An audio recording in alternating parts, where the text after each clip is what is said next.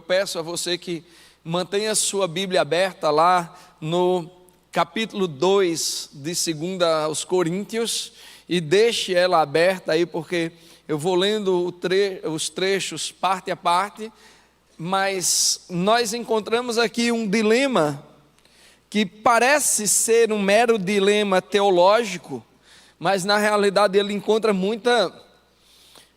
muitas consequências na vida prática das pessoas. É o dilema entre a lei e a graça. Nós sempre ouvimos falar que existia esse dilema, e sempre ouvimos falar numa ruptura, né? Nós normalmente somos ensinados a viver numa ruptura e dizer, nós não estamos no tempo da lei, mas estamos no tempo da graça. E às vezes nós temos uma tendência de entender que Paulo rejeitava a lei de alguma maneira, ou que o Novo Testamento nega a lei.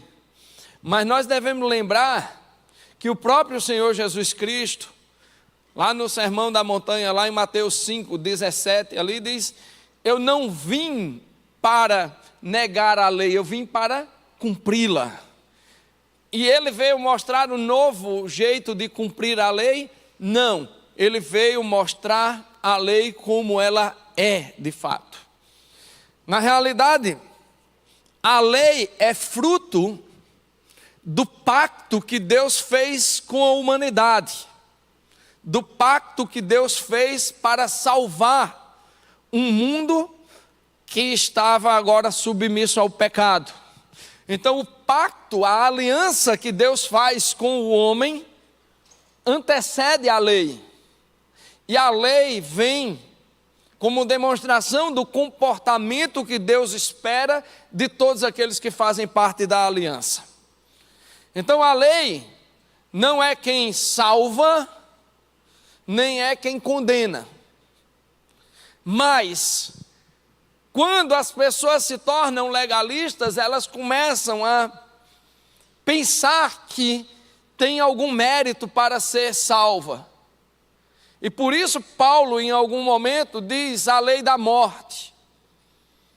Por isso Paulo em alguns momentos vai chamar a atenção e dizer, essa é a lei da morte.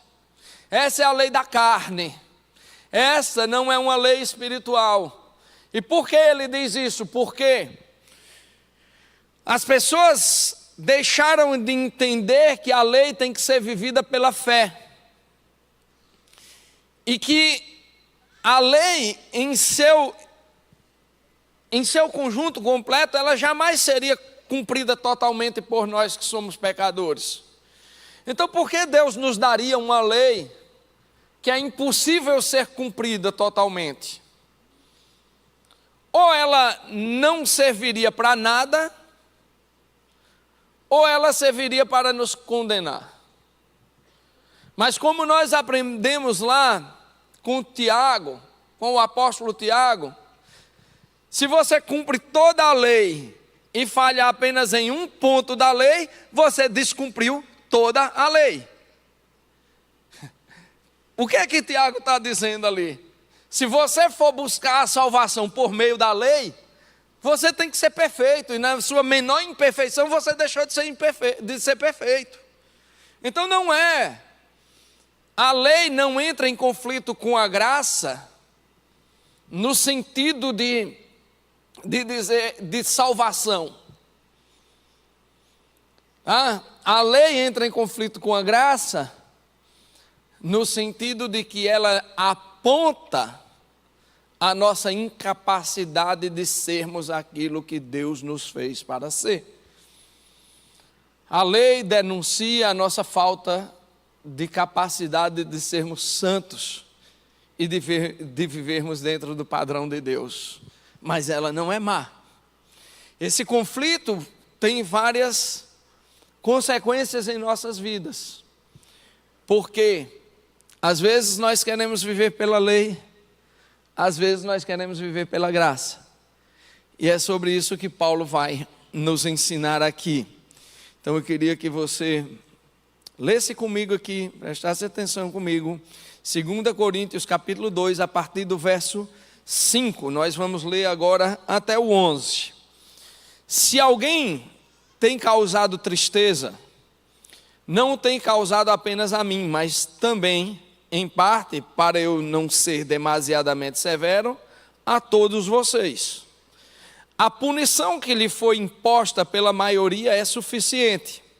Agora, pelo contrário, vocês devem perdoar-lhe e consolá-lo, para que ele não seja dominado por excessiva tristeza.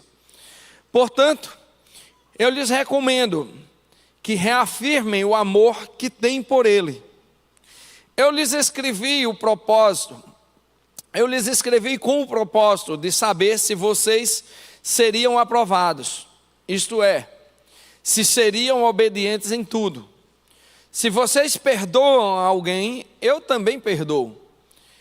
E aquilo que perdoei, se é que havia alguma coisa para perdoar, perdoei na presença de Cristo, por amor a vocês, a fim de que Satanás não tivesse vantagem sobre nós, pois não ignoramos as suas intenções. Então, o primeiro dilema entre a lei e a graça aqui toma forma da seguinte maneira: a lei dá ao ofendido alguns direitos.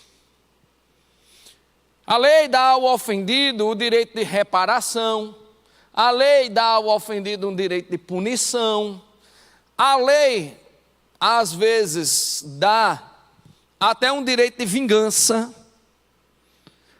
mas a graça, por outro lado, ela, embora não negue o direito que a lei nos deu, ela supera esse direito por meio do amor na forma do perdão. Então, o dilema que está nos sendo apresentado aqui, acerca desse conflito, entre aspas, entre lei e graça,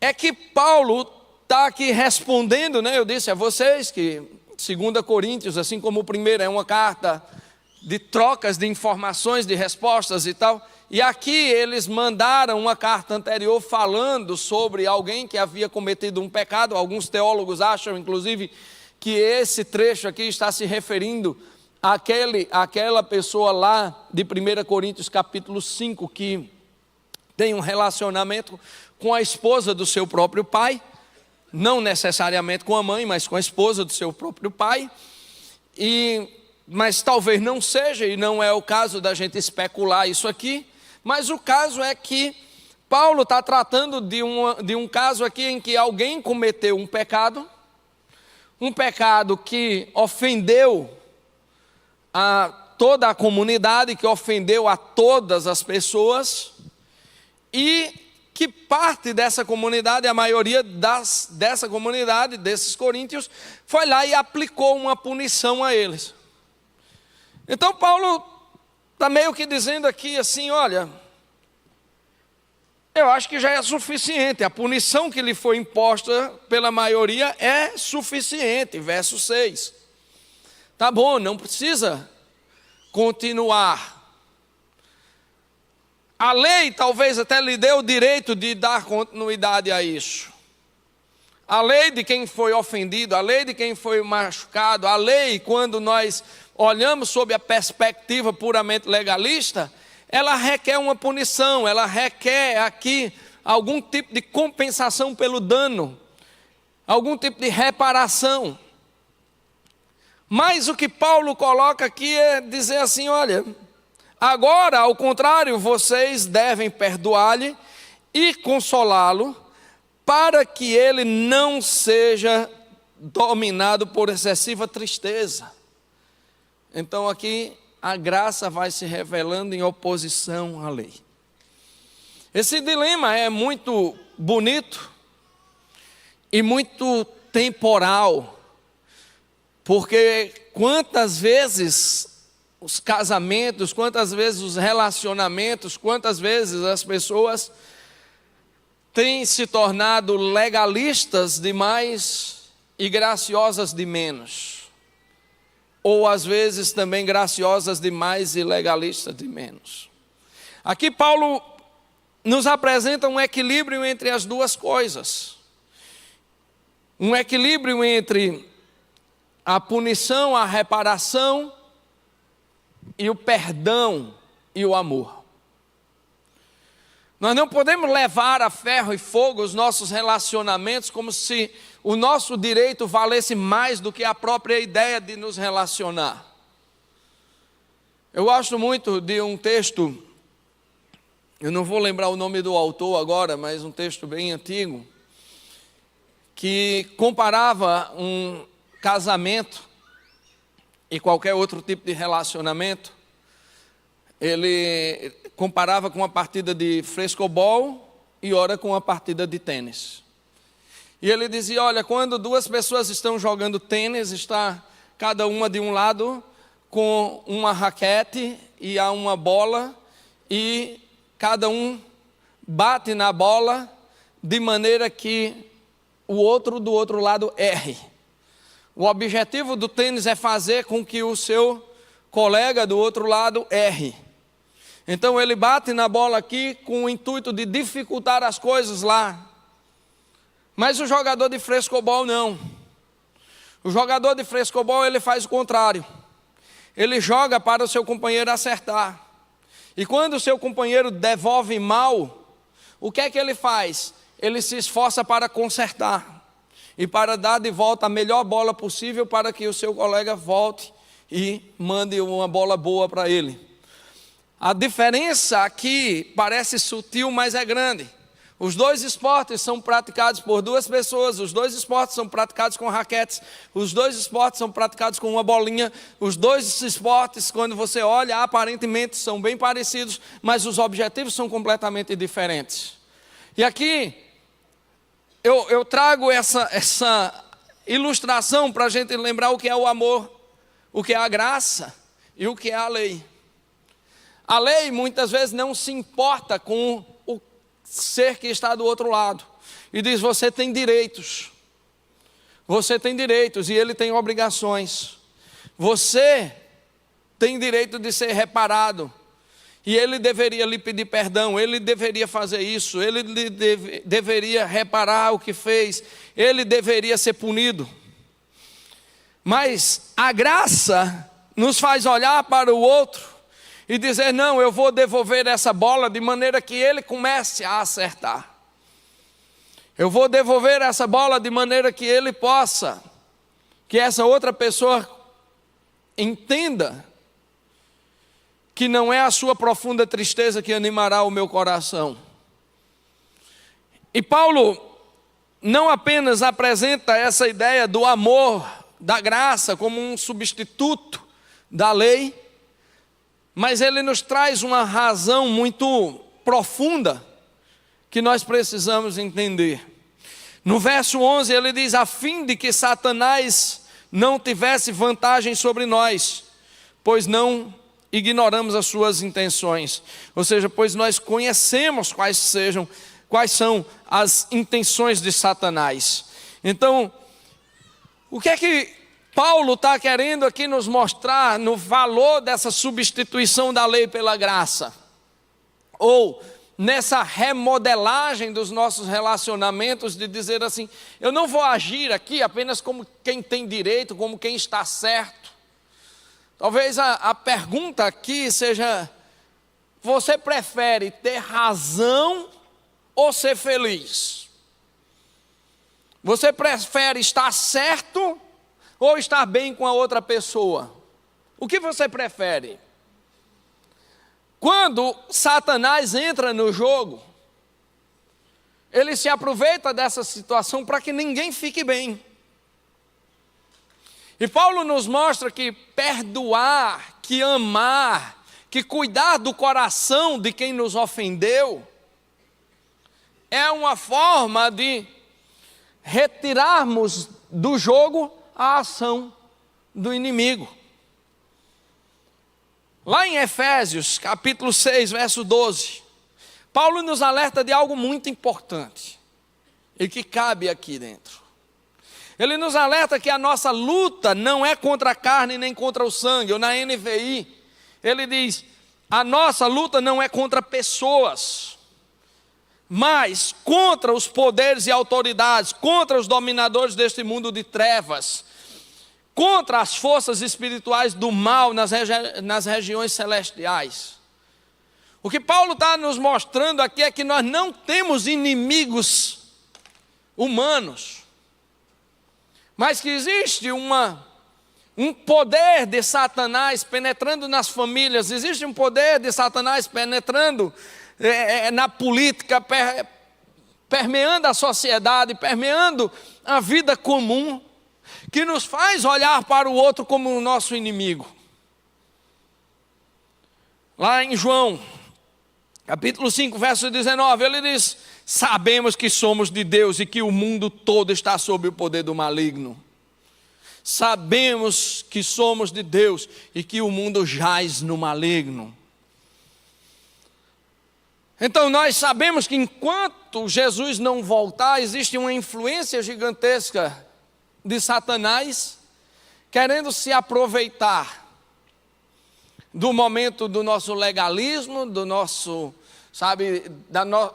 desejo de sermos certos, de estarmos certos, de termos razão, e ele entra nessa jogada com intenções terríveis para nos destruir. Então, o primeiro ponto que eu quero dizer é que a lei não deve ser desprezada, mas ao ser observada, ela serve para entregar o pecador à graça.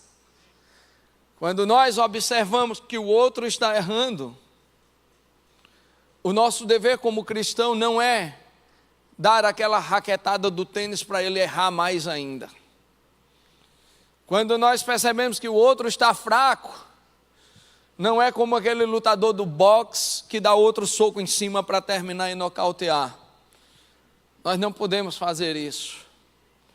Lembro de uma vez que o pastor Munguba estava pregando, há muitos anos atrás, pastor Tomás Munguba,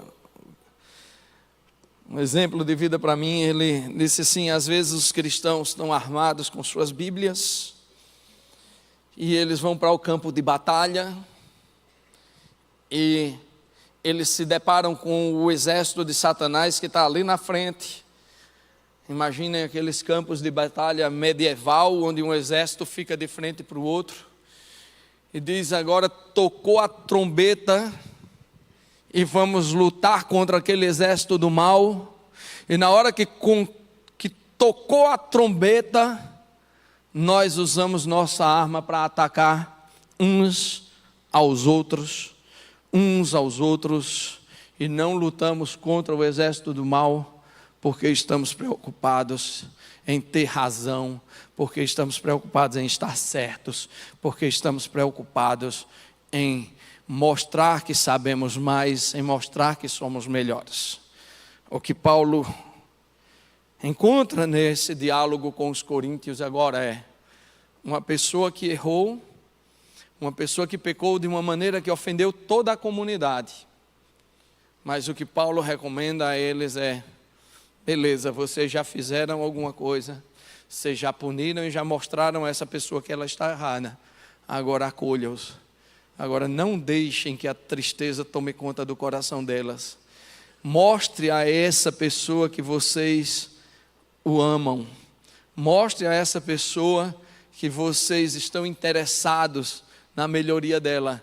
Mostrem a essa pessoa que você está interessado na correção dela, e não apenas em cumprir uma lei que lhe dá razão, que lhe dá direitos, mas você está interessado em oferecer algo que talvez nunca tenha sido ofertado àquela pessoa: a graça.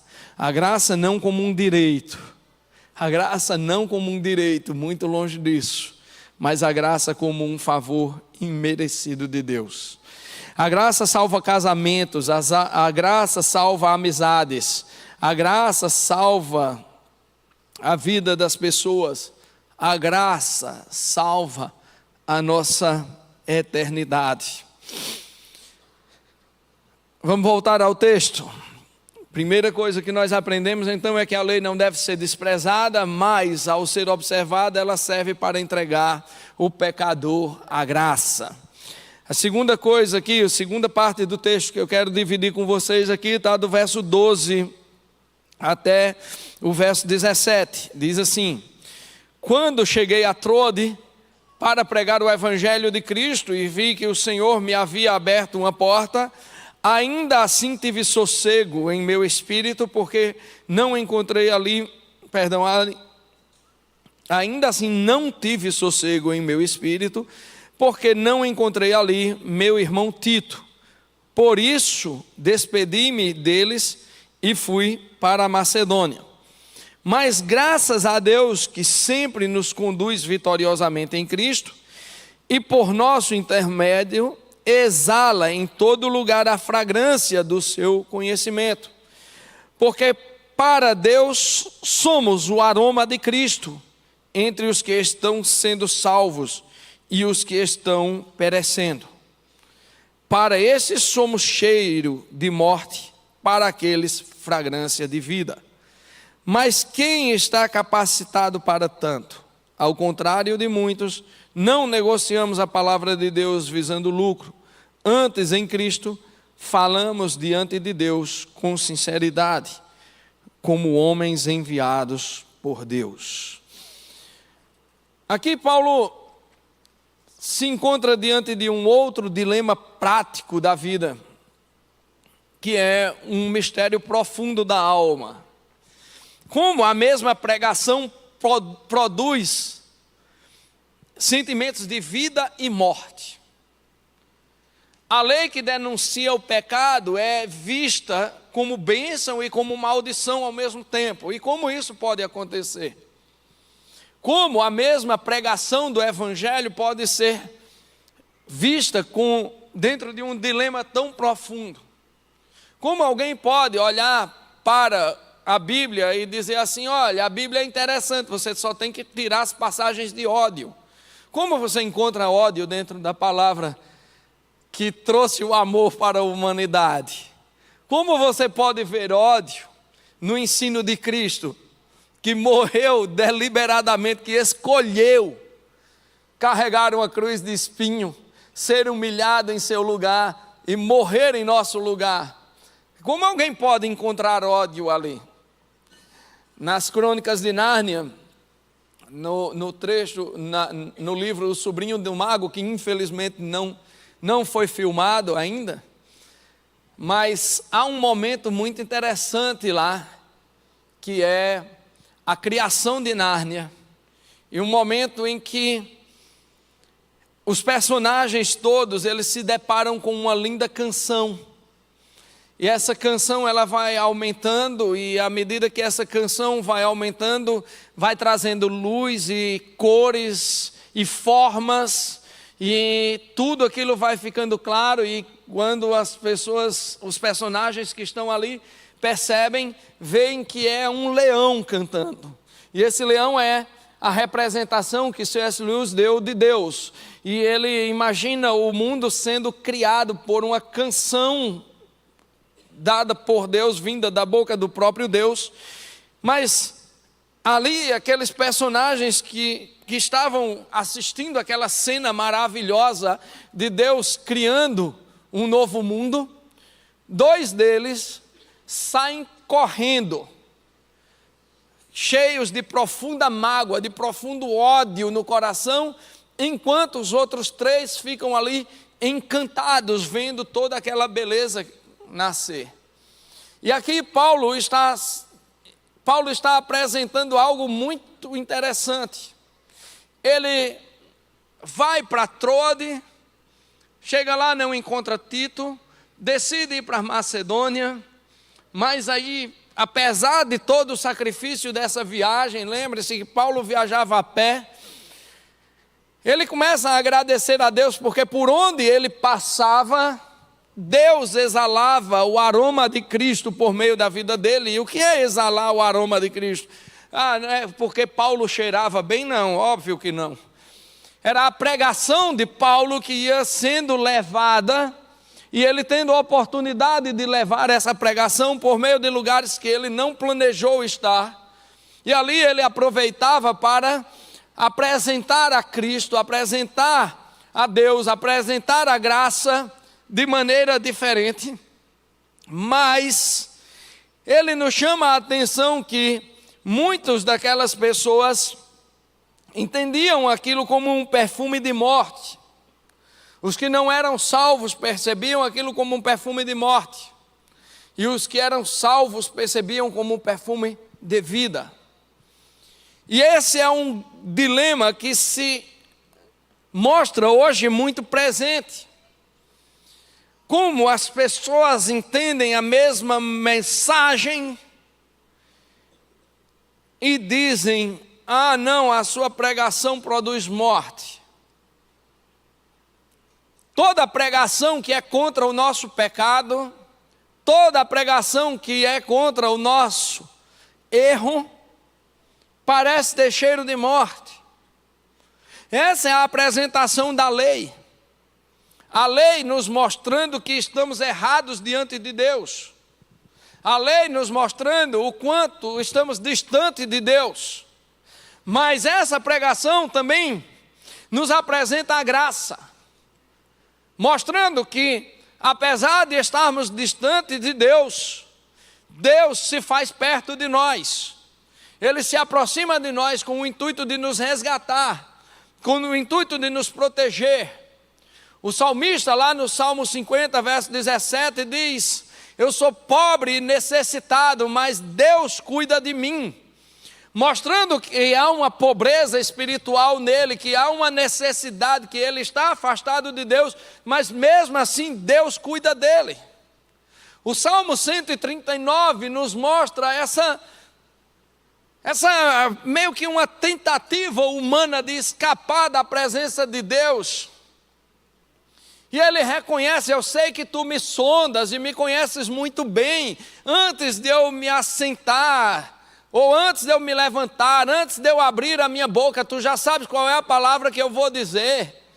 Nem as densas trevas me escondem da tua presença, nem se eu subir no mais alto dos pícaros, nem se eu me esconder no mais profundo dos abismos, ali tu estarás. O Senhor se apresenta como El Shammah, como o Deus presente, o Deus que busca, o Deus que salva, o Deus que resgata. O tempo inteiro Deus se coloca ali como aquele que resgata alguém que não era mais parte do seu povo. Lá em 2 Pedro 2,10, 1 Pedro 2,10, vós não erais povo e agora sois povo, vós não havíeis alcançado misericórdia e agora alcançaste misericórdia. Por quê? Porque Deus se importa com o pecador, e essa pregação que muitas vezes alguns não conseguem entender, essa pregação que denuncia o nosso pecado, essa pregação que nos coloca contra a parede, não é uma pregação de condenação, mas uma pregação de chamado, para nos mostrar onde estamos e onde Deus quer que estejamos. Assim, o aroma de Cristo é o mesmo, mas ele tem cheiro de morte para os que não creem e tem cheiro de vida para os que creem. E é esse o dilema que Paulo nos apresenta aqui. Como nós estamos reagindo à pregação santa de Deus? Como nós estamos reagindo ao poder puro da palavra? A palavra que é descrita pelo próprio Paulo lá na carta aos Romanos, capítulo 1, verso 16, como o poder de Deus para a salvação de todo aquele que crê. Por que nós reagimos de maneira diferente? Não porque essa palavra seja má, não porque exista uma luta entre a graça e a lei, mas porque essa luta se trava dentro de nós. Porque muitas vezes nós não queremos abrir mão do que nos tornamos, e não queremos nos tornar algo diferente daquela natureza que nós adquirimos, conforme Colossenses capítulo 3, verso 5, que diz que a natureza do homem é o pecado, que mostra-nos que somos egoístas, que somos maus, que somos voltados à concupiscência, porque nós não queremos receber a nova natureza de Deus, aquela natureza que está descrita lá em 1 Pedro capítulo 1, verso 4, aquela que nos transforma, aquela que nos regenera, porque muitas vezes ela dói e significa abrir mão de coisas que nós fazíamos antes. Sim, Jesus nos convida a mudar de vida, e essa mudança de vida pode cheirar como algo terrível para alguns, mas quando nós cremos e entendemos quem nos chama, nós entendemos que essa é a graça maravilhosa, que nos tira das trevas e nos leva para a maravilhosa luz, conforme 1 Pedro 2,9. Então, nós aprendemos aqui que a graça de Deus nos envolve para exalar o aroma de Cristo, mesmo em meio à adversidade, para a salvação de uns e a perdição de outros. Muitos se perderão, mas nós devemos desfrutar o aroma de Cristo. E Ele nos ensina que, beleza, o meu evangelho agora fere uns e agrada outros. O mesmo evangelho é aroma de vida e é aroma de morte. A mesma palavra causa sensações tão difíceis. E agora?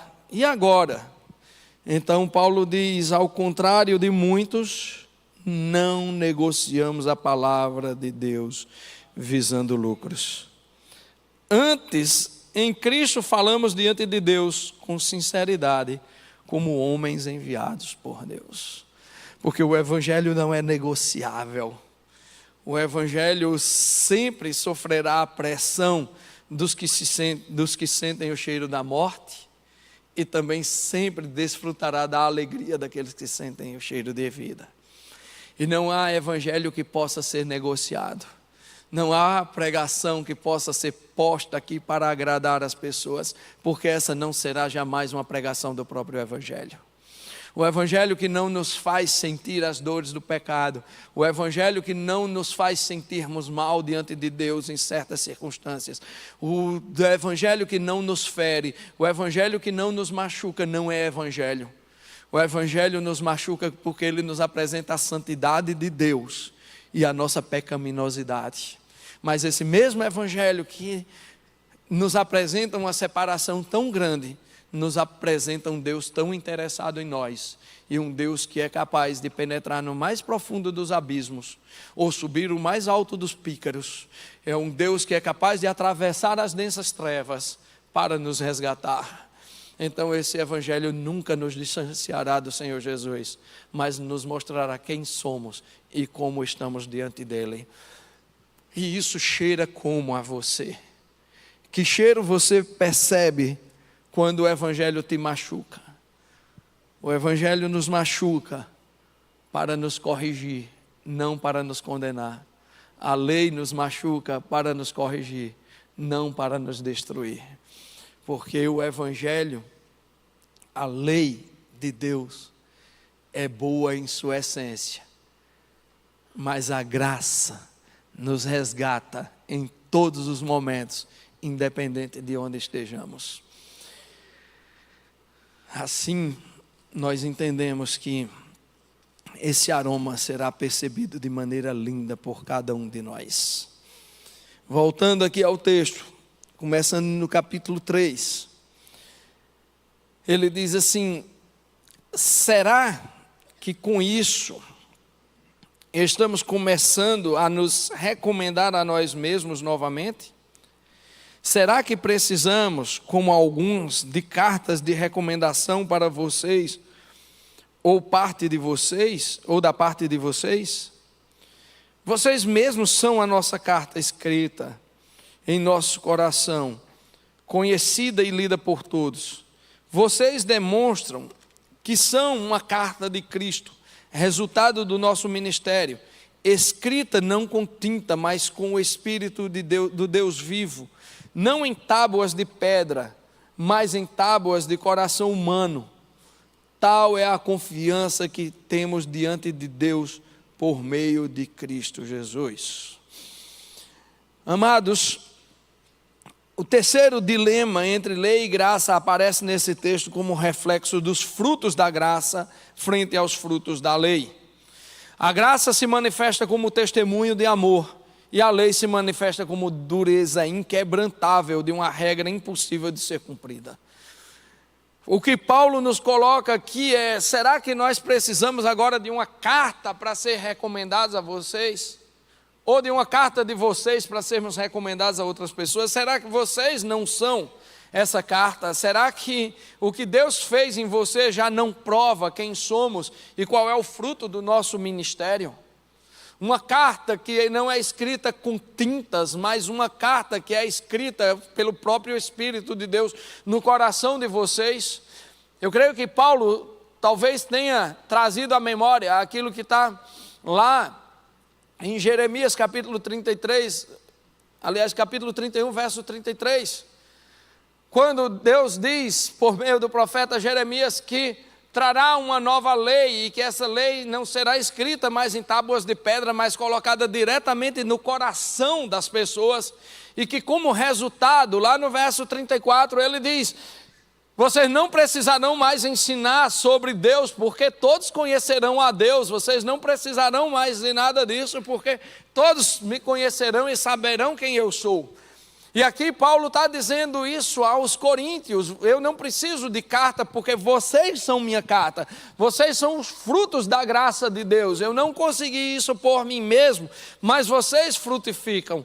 E o que é que eu conseguiria com a dureza da lei? O que eu conseguiria com a dureza da lei, se não a raiva, se não o ódio, se não a mágoa de pessoas que não encontraram em mim a manifestação do poder da graça restauradora, do poder do perdão, do poder do amor. Aqui o que Paulo está nos apresentando é o seguinte, gente: ele está se dirigindo aos coríntios nos parece que havia algumas acusações contra Paulo, nos parece que havia alguma acusação contra Paulo, de que ele estava mercadejando a fé, porque aparentemente essa era a segunda ou a terceira vez que Paulo cancelava uma visita aos coríntios. E na carta que ele recebeu, aparentemente havia alguma mágoa por falta dessa visita.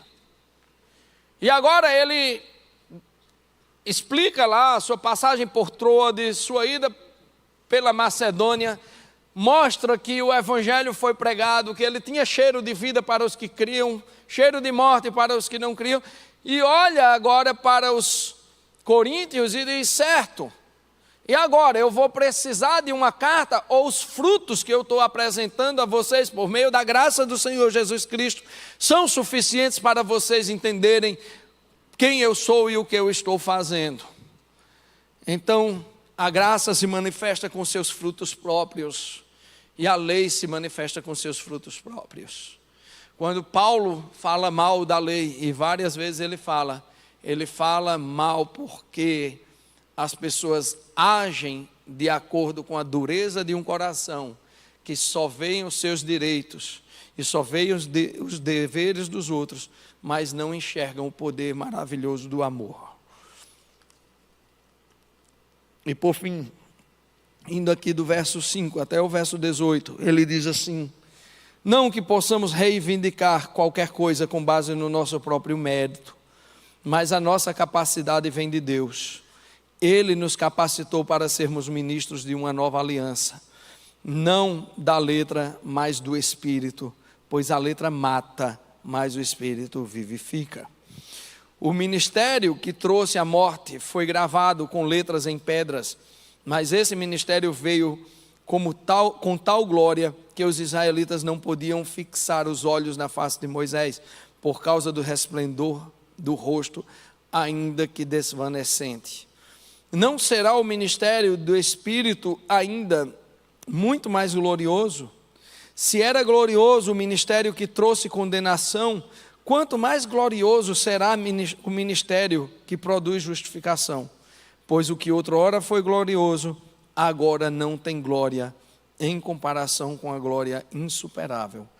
E se o que estava se desvanecendo se manifestou com glória, quanto maior será a glória que permanece. Portanto, visto que temos tal esperança, mostramos muita confiança, Não somos como Moisés, que colocava um véu sobre a face, para que os israelitas não contemplassem o resplendor que se desvanecia. Na verdade, a mente deles se fechou, pois até hoje o mesmo véu permanece quando é lida a antiga aliança. Não foi retirado, porque é somente em Cristo que ele é removido. De fato, até o dia de hoje, quando Moisés é lido, um véu cobre os seus corações.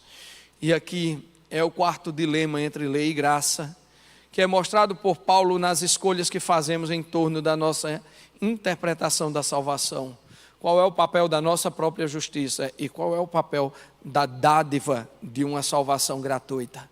O que Paulo está nos mostrando aqui é que todas as vezes que tentamos buscar a salvação pelo nosso próprio mérito, nós nos encobrimos com um véu, nós encobrimos o nosso coração com um véu que nos impede de ver a glória plena de Deus.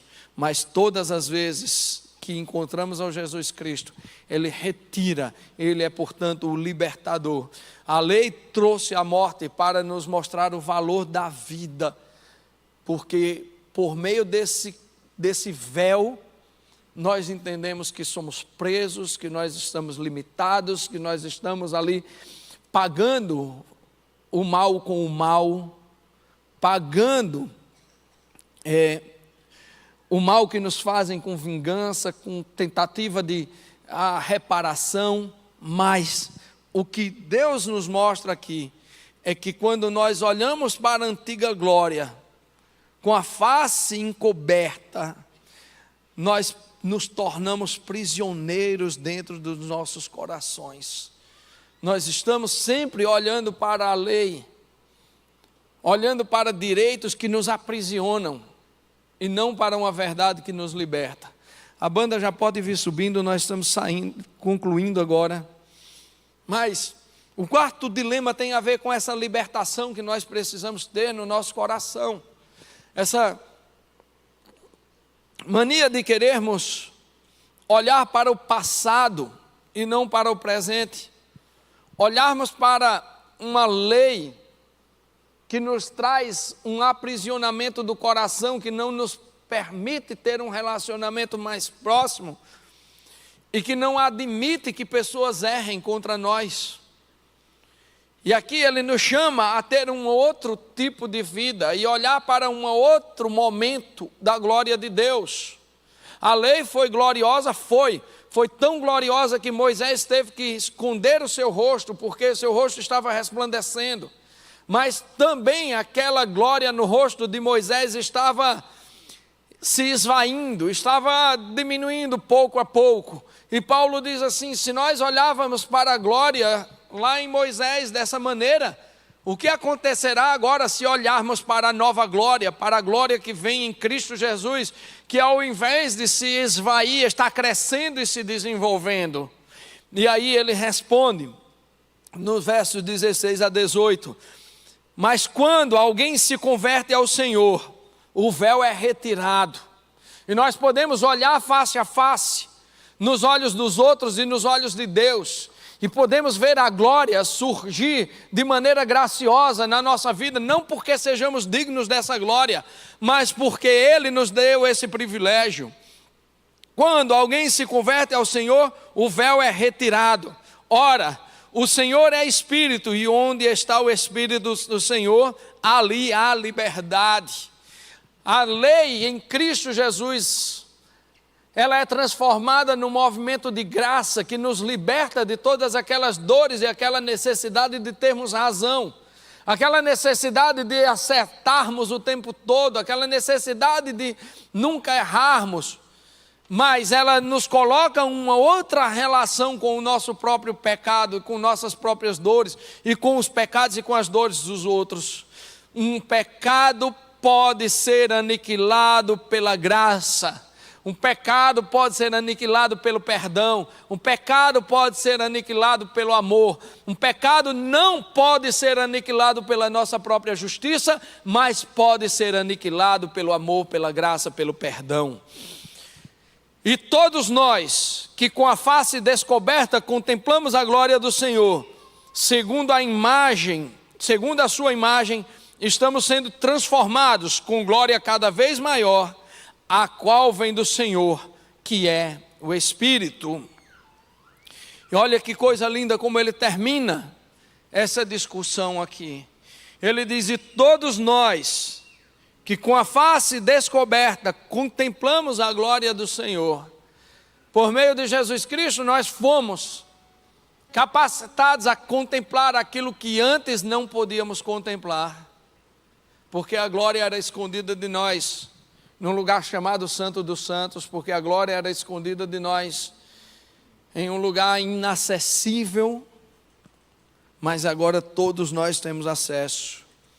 Segundo a sua imagem, estamos sendo transformados com glória cada vez maior, porque estamos sendo chamados a restaurar a imagem de Cristo Jesus em nossas vidas, e estamos recebendo essa transformação com glória cada vez maior, a qual vem do Senhor, que é o Espírito. Amados, eu termino aqui dizendo que entre a lei e a graça não existe diferença, pois as duas procedem de Deus, e a lei é instrumento da graça. O problema é que às vezes nós queremos mais a lei do que a graça. Às vezes nós queremos mais estar certos do que ser graciosos, do que sermos amorosos, do que perdoar. Às vezes é mais fácil punir, cancelar, amaldiçoar, afastar, do que abraçar, do que acolher, do que viver perto. E eu quero deixar uma reflexão só com vocês. Certa vez perguntaram a Jesus Cristo: Senhor, quantas vezes nós devemos perdoar uma pessoa num dia? 7. E Jesus disse de forma bem matemática: não, filho, não 7, mas 70 vezes 7 num dia. Mas será que isso é razoável? É razoável porque Ele faz isso conosco. Quantas vezes Deus nos perdoa? Quantas vezes nós negamos o amor do Senhor Jesus Cristo e esquecemos do que Ele fez por nós na cruz durante um dia? E quantas vezes nós temos dificuldade de perdoar até a nós mesmos, quando Deus já nos perdoou? Romanos 5,12 diz que Jesus morreu por nós quando ainda éramos pecadores, quando ainda estávamos agarrados aos nossos pecados, quando estávamos ainda amantes dos nossos pecados. E assim mesmo Ele nos amou. E assim mesmo Ele nos amou.